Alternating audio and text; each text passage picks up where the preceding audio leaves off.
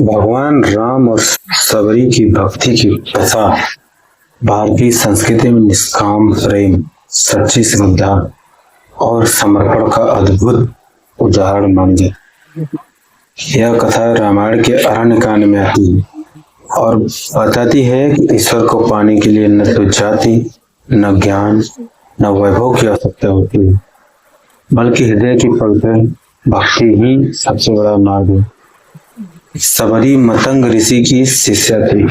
समाज की दृष्टि में वे एक साधारण और वंचित वर्ग से थी, परंतु उनके हृदय में भगवान राम के प्रति अटूट श्रद्धा और सेवा भाव था। मतंग ऋषि ने अपने देह त्याग से पूर्व सबरी से कहा था कि एक दिन स्वयं भगवान राम उनके आश्रम में आएंगे और वही उनका उद्धार करेंगे। इस वचन को सबरी ने जीवन का लक्ष्य बना लिया। प्रतिदिन वह आश्रम की सफाई करती, मार्ग को कांटों से मुक्त रखती, कुटिया सजाती और प्रभु के आगमन की प्रतीक्षा करती। कई वर्ष बीत गए, शरीर जर्जर हो गया, पर विश्वास कभी डगमगाया नहीं। जब भगवान राम और लक्ष्मण की सीता की खोज में अरण्य कांड से गुजरते हुए सबरी के आश्रम में पहुंचे, तब सबरी भाव विभोर उठी। उन्हें अपने नेत्रों पर विश्वास नहीं हो रहा था कि उनकी प्रतीक्षा में जीवन बीता, वे स्वयं द्वार पर खड़े हैं। सबरी ने अत्यंत सरलता से प्रभु का स्वागत किया और प्रेम पूर्वक बेर खाने के लिए अर्पित किए, यह सुनिश्चित करने के लिए कि प्रभु को कोई कड़वा फल न मिले। वह पहले स्वयं बेर चखती और फिर मीठे बेर भगवान राम को देती।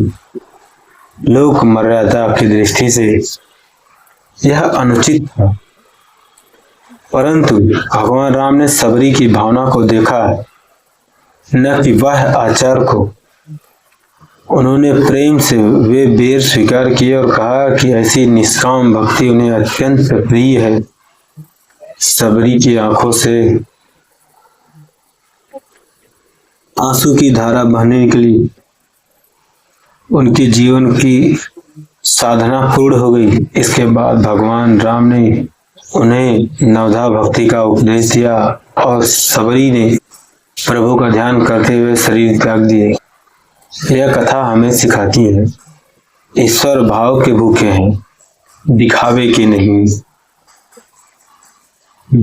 सच्ची भक्ति वह है जिसमें अहंकार नहीं, अपेक्षा नहीं, केवल प्रेम और समर्पण होता है।